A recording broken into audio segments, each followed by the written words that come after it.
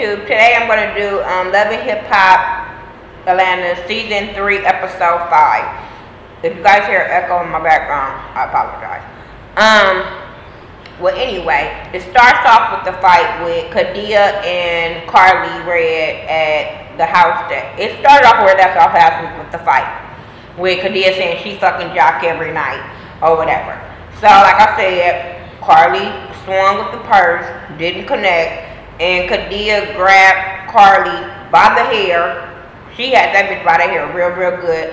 And the security light kind of broke them up. Young Jock ran in like he was somewhere else. Nigga, you was at the goddamn door trying to wait for the shit to pop off. But, they broke them up or whatever, and she was like, yeah, she told me that y'all fucking or whatever. And he just basically was like, damn, I didn't think it was gonna go down. I told myself, and then he was like, well, yeah, I'm fucking her. So Cardi gets mad, and she was like,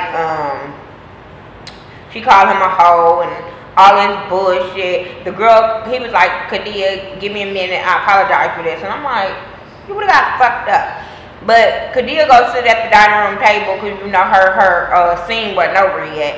So she over there with a smile on her face like, yeah, bitch. And Carly walks out the door and was like, you gonna be tasting my pussy tonight or something. And Kadia just smiling. You know, Kadia know her role as a side bitch. Well, she kind of know her role as a side bitch. Because real side bitches don't tell. And that bitch wanted to be the main bitch, and she told and got molded. So, whatever. They leave out the house or whatever, get in the car, and they arguing in the car or whatever. She called him a hoe. He like, get out my car. Get out my car. She's like, I'm not getting out nowhere. So he gets out the car, try to go, like, walk around to her. That dude jumped up in the driver's seat and bumped out, as she should, as I would've. Nigga, you ain't finna put me out the motherfucking car, and I ain't got no way home, bullshit. So then he goes back and he like, okay, I'm gonna ride with you. She's so stupid. She like, okay, baby, no problem. I'm like, you so stupid. Bitch, you ain't got no morals.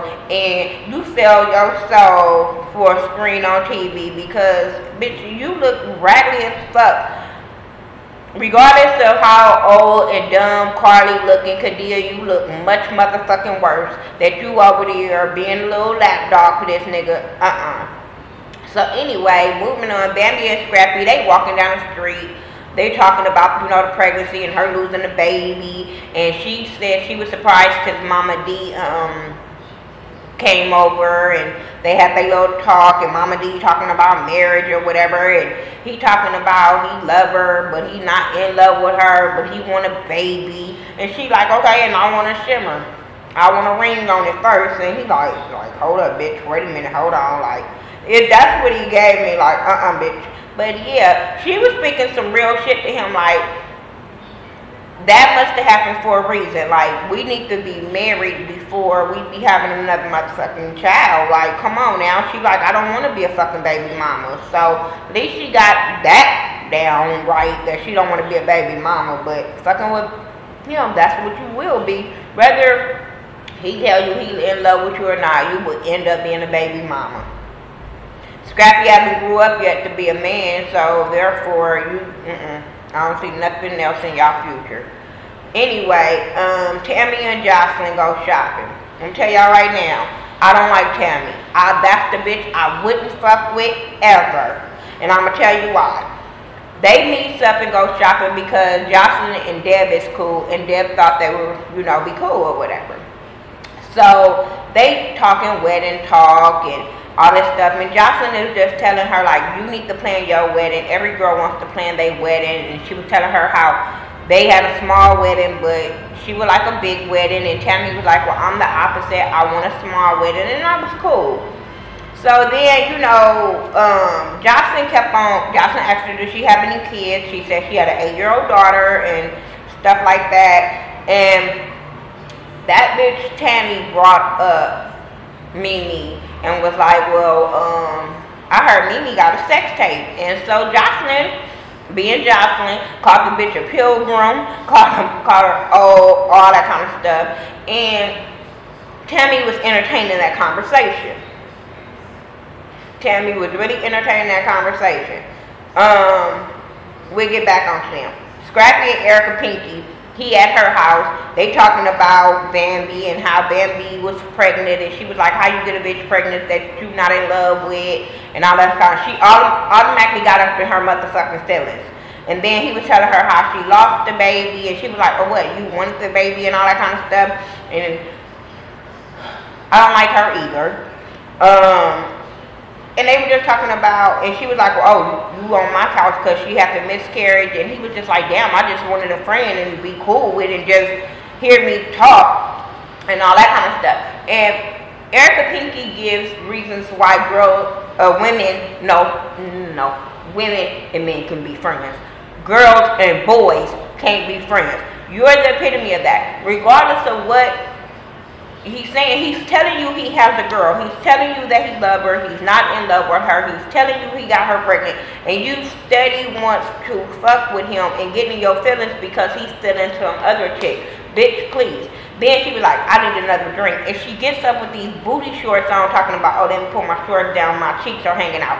Bitch, you knew your cheeks was hanging out when you put them shorts on. You just had some long ass socks on with them.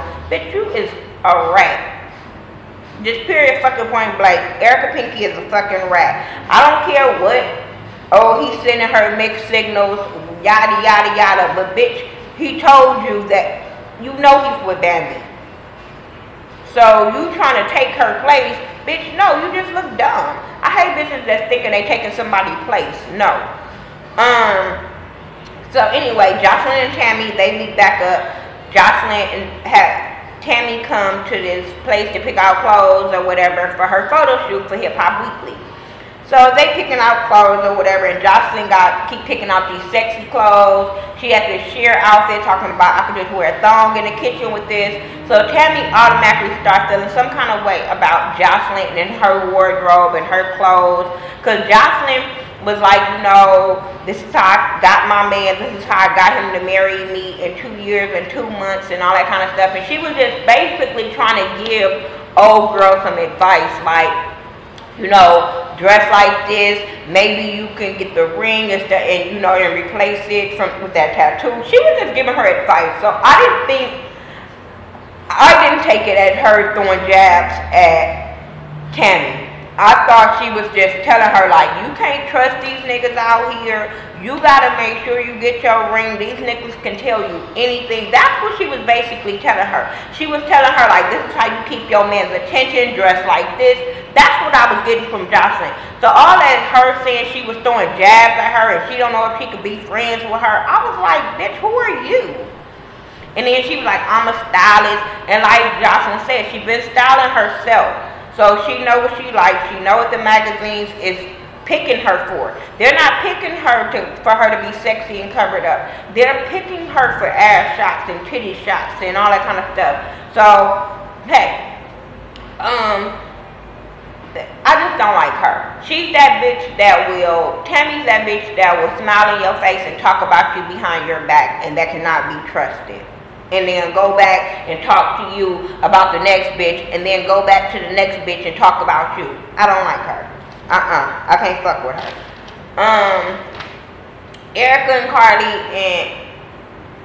and Rashida, they meet up, and they're talking about Rashida and Kirk and this nanny bitch and how she want to go confront and ask the nanny some questions. Then Carly tells them about Jock and Kadia. And then Jock walks in, because she was like, I still love him, and y'all know how it is when you love him and you can't let him go.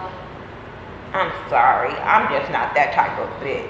I'm sorry. I can love a person with every fiber of my being, but motherfucker, you hurt me, and I will forget about you the next day. I'm just at the point in my life, I'm not going to waste my time over no bullshit, and Carly is way older than me, and I don't understand. You're a mother. Focus on that. Focus on your hairline, makeup line. But some dick that cheated on you in your face and told you, yeah, I fucked her. Come on. Anyway, she talking about him. He walks in. She like, how you know where I was at? But he looking like, oh, I went by your house and then I know your hangout spot. Stop lying. Love and Hip Hop told you where she was at. Mona, somebody told you where she was at. Shut up. So then he's telling her how wrong he was and how it was just sex between him and her, and how she drove him to cheat because she was doing all this kind of stuff, and Kadia was there to talk to him, and I'm like, typical fucking dude's excuse. Oh, you drove me to cheat. No, motherfucker, you cheated because you wanted to. Don't say, oh, because I wasn't talking to you or I was doing this. No, motherfucker, tricks are for kids, and that's what he is. I'm sorry. Anyway, but he was talking about how he want to work on things and build their friendship all over again, and she fell into the bullshit, so whatever. Mimi, Rashida, and Tammy, they meet up at this little spa place. And they're talking about Kirk and this new nanny and all that kind of stuff. So then Mimi brings up her sex tape with Nico, talking about it was stolen. And next thing you know, a sex person, the company was hitting her up. And I'm like, bitch, why are you lying? Why are you fucking lying? But hey, Mimi, you gonna roll till the wheels fall off. Now I'm seeing on the internet that she pregnant by this motherfucker. Like, how fucking dumb can you get? I'm just saying. But they were just talking about the backlash she might get because of her daughter and all this kind of stuff. And Rashida just like, hell, if you want to bust her wide open, hey. But then Tammy brings up Jocelyn and the sheer outfit and the marriage and all that kind of stuff. Just like I told you, that's the bitch that brought up Mimi to Jocelyn. Now you want to bring up Jocelyn to Mimi, you messy bitch. I don't like bitches like that. And especially you meeting both of them for the first fucking time. You a messy bitch. So then, you know, that gave bitter Mimi the thing to say, oh, their marriage is fake and they rented their house. And why does it matter to you, Mimi? I don't fucking get it. I don't understand why is it such a big deal if they're not married and they're renting their house and all this kind of stuff. Why? Why does it matter to you? It's nothing. That's nothing to harm your daughter. So why do you care? So then I was just over it with that. And Mimi was telling Tammy, like, cause Tammy was like, "Oh, she cool, but I don't know what the jab she be throwing or whatever." And Mimi was like, "You can be cool with her, but watch her, cause she would stab you in your back." And I'm like, "Bitch, how do you know that? Y'all never been friends, so how do you know if Jocelyn would stab her in her back? Come on now, just because of what Don told you, whatever." I don't like bitches that go by what other people say instead of giving them a chance of y'all friendship. That I don't do that. Anyway, Mimi and Don, old bitter old bitches, go to Benzino, meet up with him. He over here looking like, when the fuck y'all start hanging out? And they tell him about the marriage is fake and how they're he was asking them for proof. They showing him papers or text messages that really wasn't proof. But he said he had to look into it because of these bitter bitches is talking about going to media takeout. And Mimi was talking about, well, you know, media takeout is my friend. Bitch, you was just going off about media takeout, putting up the sex tape. Now they your friend? Girl, boo. Girl, fucking boo. You bitter bitch. I don't understand what's their point. Whatever. Benzino just like, I don't understand. He's such a cool, I mean, I don't, these motherfuckers is too old to act like that, whatever. Rashida and Kalima go and confront the waitress girl, Jasmine. And she comes up like, is Kirk joining? So they all like, oh, no, bitch, you tripping. So Rashida asks her, like, are y'all fucking? The girls say no. Rashida not really, well, Kalima not really believing that. And she's asking her, like, how did y'all meet? She was like, well, he comes in the bar. She like, well, do y'all have phone conversation? The girl was like, yeah. So Kalima like, what the fuck? But she was like, only pertaining to the baby and stuff like that. Kalima like, bitch, do you know CPR? She like, no, but I can take classes. Yeah, Kalima, I'm looking at this bitch with a side eye too. So then Kalima like, you know, what the fuck? Like, Kalima was more into the conversation than Rashida was. She was asking the questions Rashida should have been asking. Then they were talking about the separation talk, like, how did you know about us being separated? And she was talking about because when they were in here, and they were talking about it, Kirk brought it up. And Rashida just said she was gonna leave it alone, but she better not hear about that shit again. But I'm like, Rashida, how much do he have to put you through? And I'm just so over Rashida. Please don't ever call yourself a boss bitch ever again. I'm so over it. We know she haven't left him because she was just at, she just had a birthday party and he was there, so hell, whatever. Stevie J and Jocelyn go to Benzino's office. Benzino tells them about old bitter bitches coming and showing him all that bullshit. And they was like, we are married. You know, fuck what they talking about. We ain't got time for that. Let's just move on. Jocelyn's like they old and they tired. Ain't nobody got time for that. I was laughing when CBJ called their ass Rose and Blanche from the Golden Girls. I was sitting there like, Stevie, you like the same age as them, so hell, calm it down. Just because you with a young one, don't make you young. I'm just saying. So anyway, moving on from that, let's get to the good part, because this probably was the best part of the whole motherfucking episode.